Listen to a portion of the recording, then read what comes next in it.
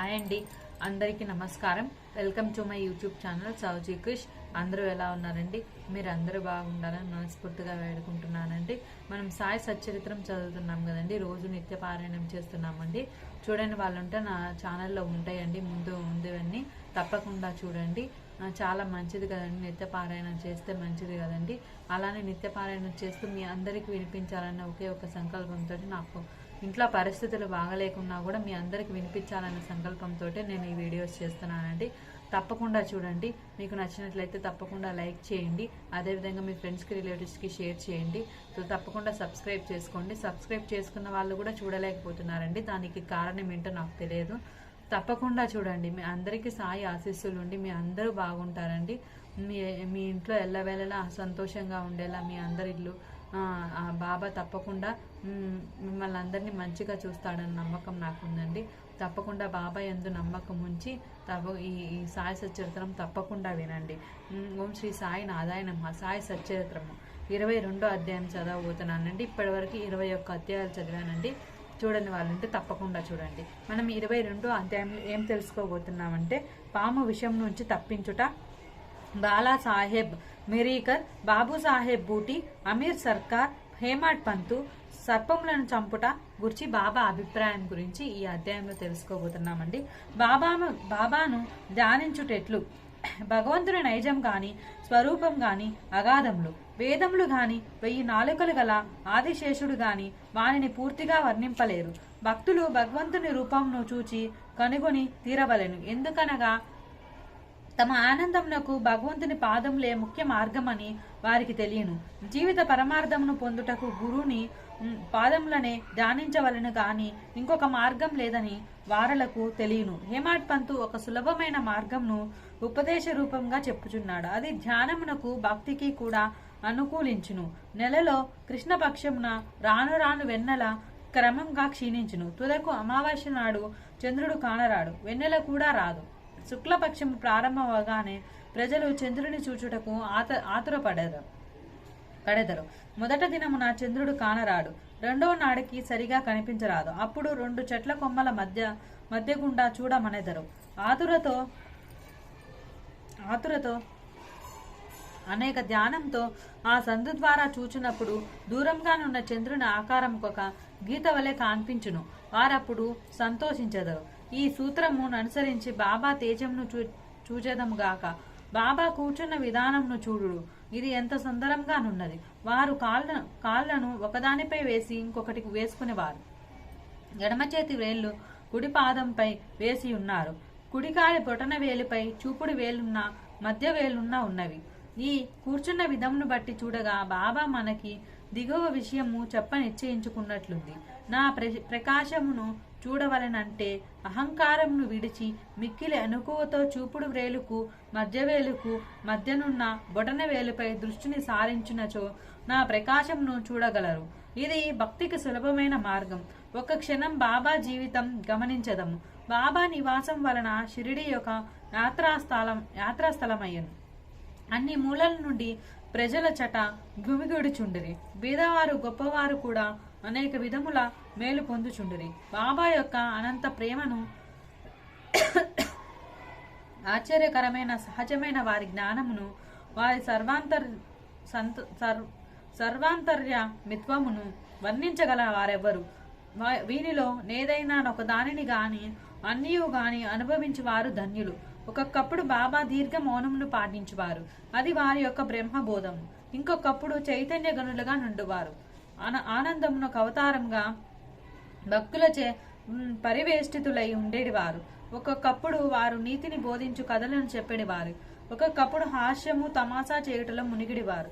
ఒకప్పుడు సూటిగా మాట్లాడువారు, ఇంకొకప్పుడు కోపాదీపుడై తోచువారు. ఒక్కొక్కప్పుడు తమ బోధలు క్లుప్తంగా చెప్పుచుండేవారు. ఒక్కొక్కప్పుడు దీర్ఘ వివాదములకు దెంచిటివారు. అనేక సార్లు ఉన్నదున్నట్లు మాట్లాడేవారు. ఈ ప్రకారంగా సందర్భ అవసరముల బట్టి వారి ప్రబోధం అనేక విధముల అనేక మందికి కలుగుచుండేది. వారి జీవితం అగోచరమైనది. అది మన మేధాశక్తికి భాషకు అందుబాటులో నుండేది కాదు. వారి ముఖార విందమును చూచుట ఎందు ఆసక్తి గాని, వారితో సంభాషించుట ఎందు గాని వారి లీలలు వినుట ఎందుగాని తనివి తీరెడిది కాదు. అయినప్పటికీ సంతోషంతో నుప్పొంగుచుండేవారము. వర్ష బిందువులను లెక్కించగలము, తొలి సంచిలో గాలిని మోయగలము, కానీ బాబాలిళ్లను లెక్కించలేము. వానిళ్లను ఒక్కదానిని గూర్చి చెప్పేదము. భక్తుల ఆపదలను కనుగొని భక్తులను వారి బాధల నుండి సకాలమున బాబా ఎట్లు తప్పించునో ఇచ్చట చెప్పేదము. బాలాసాహెబ్ మెరీకర్. సర్దారు కాకా సాహెబ్ మెరీకర్ కొడుకకు బాలాసాహెబ్ మెరీకర్ కోపర్గాంకు మమల్తాదారుగా నుండెను. అతడొకనాడు చితలి గ్రామ పర్యటనకు పోవుచుండెను. మార్గమధ్యమున బాబాను చూచుటకు షిరిడీ వచ్చెను. మసీదుకు పోయి బాబాకు నమస్కరించెను. బాబా అతని యోగక్షేమాలను అడిగి జాగ్రత్తగా నుండవల్ని హెచ్చరిక చేయుచును ఇట్లనెను. నీకు మన ద్వారకామయి తెలియనా? బాలాసాహెబ్ నాకు ఆ ప్రశ్న బోధపడక పోవుటచే ఊరుకుండెను. నీవిప్పుడు కూర్చున్నదే ద్వారకామాయి. ఎవరైతే ఆమె ఒడిలో కూర్చునేదరో వారిని ఆమె కష్టముల నుండి ఆతురతల నుండి తప్పించును. ఈ మసీదు తల్లి చాలా దయార్థ హృదయరాలు. ఆమె నిరాడంబర భక్తులకు తల్లి. వారిని ఆపదల నుండి తప్పించును. ఆమె ఒడిని ఆశ్రయించిన వారి కష్టములన్నీ సమసిపోయెను. ఎవరామె నీడ ఆశ్రయించదరో వారికి ఆనందం కలుగును అనెను. పిమ్మట బాలాసాహెబ్కు ఊది ప్రసాదమిచ్చి శిరస్సుపై చేయవేసెను. బాలాసాహెబ్ పోచుండగా బాబా, నీకు ఆ పొడవాటి వ్యక్తి తెలియనా? అదే సర్పము అనెను. బాబా తమ ఎడమ చేతిని మూసి దానిని కుడి చేతి వద్దకు తెచ్చి పాము పడగల వలె నుంచి, అతడు మిక్కిలి భయంకరమైనవాడు, కాని ద్వారకామయి బిడ్డలను అతడేమి చేయగలడు? ద్వారకామయి కాపాడుచుండగా పాము ఏమి చేయగలదు అనెను. అక్కడున్న వారందరూ దీని భావనను తెలుసుకున్నటకు, దానికి మిరీకరుకు గల సంబంధం తెలుసుకున్నటకు కుతూహలపడుచుండేది. కాని బాబా నీ విషయమై అడుగుటకు ధైర్యం లేకుండెను. బాలాసాహెబ్ బాబాకు నమస్కరించి మసీదును విడిచి శ్యామాతో వెళ్ళెను. బాబా శ్యామాని పిలిచి బాలాసాహెబ్తో చితలి వెళ్లి ఆనందించుమనెను. బాబా ఆజ్ఞానుసారం తాను కూడా వెంట వచ్చుతని శ్యామ బాలాసాహెబ్తో చెప్పాను.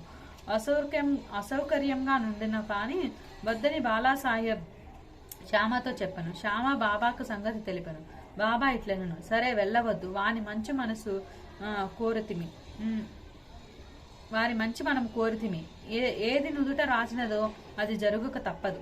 ఈ లోపల బాలాసాహెబ్ తిరిగి ఆలోచించి శ్యామను తన వెంట రమ్మను. శ్యామ బాబా వద్ద కేగి సెలవు పుచ్చుకుని బాలాసాహెబ్తో టాంగాలో బయలుదేరాను. వారు రాత్రి 9 గంటకు చితలి చేరిరి. ఆంజనేయాలయంలో బస చేసిరి. కచేరీలో పనిచేయి వారెవరూ రాలేదు. కావున నెమ్మదిగా ఒక మూల కూర్చొని మాట్లాడుచుండేది. చాపపైన కూర్చొని బాలాసాహెబ్ వార్తాపత్రిక చదువుచుండెను. అతడు ధరించిన అంగవస్త్రం పైన ఒక సర్పం ఉండెను. దానినెవ్వరూ చూడలేదు. అది బుసకొట్టుచు కదులుచుండెను. ఆ ధ్వని నౌకరు వినెను. అతడొక లాంతరు తెచ్చి సర్పమును చూచి పామని అరిచెను. బాలాసాహెబ్ భయపడను, వణుకుట ప్రారంభించను. శ్యామ కూడా ఆశ్చర్యపడను. అందరూ మెల్లగా కట్టెలను తీసిరి. బాలాసాహెబ్ నడుము నుండి పాము దిగుటకు ప్రారంభించను. దానిని కొట్టి చంపివేసిరి. ఈ ప్రకారంగా బాబా ముందుగా హెచ్చరించి బాలాసాహెబ్ను హాని నుండి తప్పించిరి. బాబా ముందు బాలాసాహెబ్ గల ప్రేమ దృఢమాయను. బాబు సాహెబ్ బూటి. నానా డెంగలే అను గొప్ప జ్యోతిషుడు బాబాసాహెబ్ బూటి షిరిడీలో నుండనప్పుడు ఒకనాడు ఇట్లనెను, ఈ దినము నీకు అశుభము, నీకే దినము ప్రాణగండమున్నది. ఇది బాపు సాహెబ్ను ఆందోళనకు గురిచేసెను. ఆయన యథాప్రకారంగా మసీదుకు పోగా బాపు సాహెబ్ నిట్లనెను, ఈ నానా ఏమనుచున్నాడు? నీకు మరణమున్నదని చెప్పుచున్నాడు కదా, సరే నీవు ఏమి భయపడక్కర్లేదు, మృత్యువు ఎట్లు చంపునో చూచేదముగాక అని వానికి ధైర్యంతో జవాబిము. ఆనాటి సాయంకాలం బాపు సాహెబ్ బూటి మరుగుదొడ్డికి పోయాను. అక్కడ ఒక పామును చూచెను. అతని నౌకరు దానిని చూచెను. ఒక రాయి నెత్తి కొట్టబోయెను. బాపు సాహెబ్ పెద్ద కర్రను తీసుకొని రమ్మనెను. నౌకరు కర్రను తీసుకొని వచ్చినంతలో పాము కదిలిపోయి అదృశ్యమాయను. ధైర్యంతో నుండమని ఆడిన బాబా పలుకులు బాపు సాహెబ్కు జ్ఞప్తికి తెచ్చుకొని సంతోషించెను. అమీర్ సర్కార్. కోపర్గాం తాలూకాలో కొరాలే గ్రామ నివాసి అమీర్ సర్కార్. అతడు కసాయి కులమునకు చెందినవాడు. అతడు బాంద్రాలో కమిషన్ వ్యాపారిగా పనిచేసెను. అక్కడికి అతను మంచి పలుకుబడి కలదు. అతడు కీళ్లవాతంతో బాధపడుచుండెను. భగవంతుని జ్ఞప్తికి తెచ్చుకొని వ్యాపారం విడిచిపెట్టి షిరిడీ చేరి బాధ నుండి తప్పింపుమని బాబాను వేడెను. చావడిలో కూర్చొనమని బాబా అతడిని ఆజ్ఞాపించాను. అటువంటి రోగికి ఆ స్థలం సరైనది కాదు. అది ఎల్లప్పుడూ తేమగా నుండెను. గ్రామంలో ఇంకేదైనా స్థలం బాగుండేది. కానీ బాబా పలుకులే తగిన ఔషధము, నిర్ణయ సూత్రము. మసీదుకు వచ్చుటకు బాబా అతనికి అనుజ్ఞ ఇవ్వలేదు. చావడిలోనే కూర్చోమని ఆజ్ఞాపించను. అది వానిని మిక్కిలి లాభకరి అయ్యను. ఎందుకనగా బాబా ఉదయం సాయంకాలం చావిడి వైపు పోవుచుండెను. అదియును గాక దినము విడిచి దినము ఉత్సాహంతో పోయి బాబా అచట నిద్రించును. అందుచే అమీరు బాబా యొక్క సాంగత్యంను సులభంగా పొందుచుండెను. పూర్తిగా 9 మాసములు అమీర్ సర్కార్ అక్కడే నుండెను. కొంతకాలం తర్వాత అతనికి ఆ స్థలంపై విసు కలిగెను. ఒకనాటి రాత్రి ఎవరికీ చెప్పకుండా కోపరగం పారిపోయాను. అచ్చటొక ధర్మశాలలో దిగెను. అక్కడ ఒక పకీరు చచ్చుటకు సిద్ధంగా నుండెను. పకీరు నీళ్లు కావాలనగా అమీరు పోయి నీరు తెచ్చి ఇచ్చెను. ఆ నీళ్లను తాగి పకీరు చనిపోయింది. అమీరు చిక్కుల్లో పడెను. అతడు పోలీసు వారికి తెలియపరిచినచో మొట్టమొదటి సమాచారం తెచ్చిన వాడగుటచే తనకా పకీరు విషయమేమైనా తెలిసి ఉండనని పట్టుకునేదరు. ఆ చావునకు కూడా అతడు కారణభూతుడై ఉండవచ్చునని అనుమానించెదరు. బాబా ఆజ్ఞ లేనిదే షిరిడీ విడిచిపెట్టుట తనదే తప్పు అని అతడు గ్రహించి పశ్చాత్తాపడెను. షిరిడీ పోవ నిశ్చయించుకుని ఆ రాత్రి అచ్చటి నుండి షిరిడీకి పోయాను. మార్గమధ్యంన బాబా నామం జపం చేయుచుండెను. సూర్యోదయమునకు ముందు షిరిడీ చేరి ఆతురత నుండి తప్పించుకొనెను. బాబా ఆజ్ఞానుసారం చావిడిలోనే ఉండి రోగ విముక్తుడైన. ఒకనాటి మధ్యరాత్రి బాబా, ఓ అబ్దుల్, నా పరుపు వైపు ఏదో దుష్ట ప్రాణి వచ్చుచున్నది అని అరిచెను. లాంతర తీసుకుని అబ్దుల్ వచ్చి బాబా పరుపును చూచెను. కానీ ఏమీ కనిపించలేదు. జాగ్రత్తగా చూడమని బాబా చెప్పుచూ నేలపై సటకాతో కొట్టుచుండెను. అమీర్ సర్కార్ బాబా లీలలను చూచి అచ్చటికి పాము వచ్చనని బాబా అనుమానించి ఉండునని అనుకునేను. బాబా సాంగత్యం వలన బాబా ఆడు మాటలా చేయు క్రియల భావంను అమీర్ గ్రహించుచుండెను.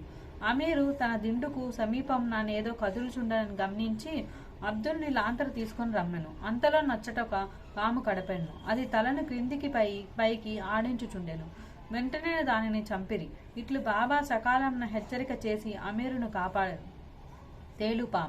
తేలు బాబా ఆజ్ఞచే కాకా సాహెబ్ దీక్షిత్ నిత్యము శ్రీ ఏకనాథ మహారాజ్ రచించిన భాగవతమును, భావార్థ రామాయణమును పారాయణ చేయుచుండెను. ఒకనాడు పురాణ కాలక్షేపం జరుగుచుండగా హేమాడ్ పంతు కూడా శ్రోతమయ్యను.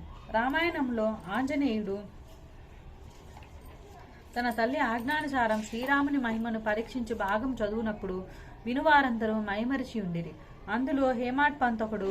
ఇంతలో ఒక పెద్ద తేలు హేమాడ్ పంతు భుజముపై ఉండి మాని ఉత్తరీయముపై కూర్చుండెను. మొదట దాన్ని ఎవరు గమనించలేదు. ఎవరు పురాణముల శ్రవణం చేసేదరో వారిని భగవంతుడు రక్షించును. ఇంతలో హేమాడ్ పంతు తన కుడి భుజంపైనున్న తేలును చూచెను. అది చచ్చిన దాని వల్ల నిశ్శబ్దంగా కదలకుండెను. అది కూడా పురాణం విన్నట్లు గనిపించెను.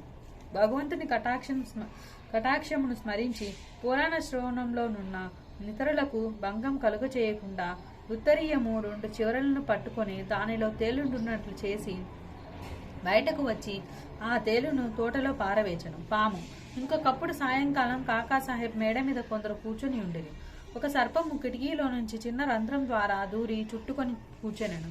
దీపమును తెచ్చిరి. మొదట అది వెలుతురుకు తడబడెను. అయినప్పటికీ అది నెమ్మదిగా కూర్చొనెను. తల మాత్రం కిందకు మీదకు నాడించుచుండెను. అనేక మంది బడితేలు కర్రలు తీసుకుని వేగంగా వచ్చిరి. అది ఎటు దాని స్థలంలో నుండుచే దానిని చంపలేకుండేది. మనుషుల శబ్దంను విని ఆ స్వర్పం వచ్చిన రంధ్రంలోకి గబగబా దూరెను. అందరూ ఆపద నుండి తప్పించుకునేది. బాబా అభిప్రాయం. ముక్తారాం అనునొక భక్తుడు పాము తప్పించుకొని పోవుటచే మంచిగా జరిగినదనియు హేమాడ్ పంతు అందులా కొప్పుకొనలేదు. అది సరి అయిన ఆలోచన కాదనను. పాములను చంపుటే మంచిదనెను. ఇద్దరికి గొప్ప వాదన జరిగెను. ముక్తారాం సర్పములు మొదలగు క్రూర జంతువులను చంపన అవసరం లేదనెను. హేమాడ్ పంతు వానిని తప్పక చంపవలనను. రాత్రి సమీపించెను. చర్చ సమాప్తి కాకుండాను. ఆ మరుసటి దినమున మా ప్రశ్నను బాబాను అడిగిరి. బాబా ఇట్లు జవాబిచ్చును. భగవంతుడు సకల జీవులు యందు నివసించి ఉన్నాడు. అవి సర్పములు గాని తేళ్లు కానిండు. ఈ ప్రపంచం నడిపించు సూత్రధారి భగవంతుడు. సకల జంతుకోటిని పాములు తేళ్లతో సహా సకల ప్రాణులు భగవతాజ్ఞతో శిరసా వహించును. వారి ఆజ్ఞ అయినా గాని ఎవరిని ఏమి చేయలేరు. ప్రపంచమంతయు వానిపై ఆధారపడి నుండెను.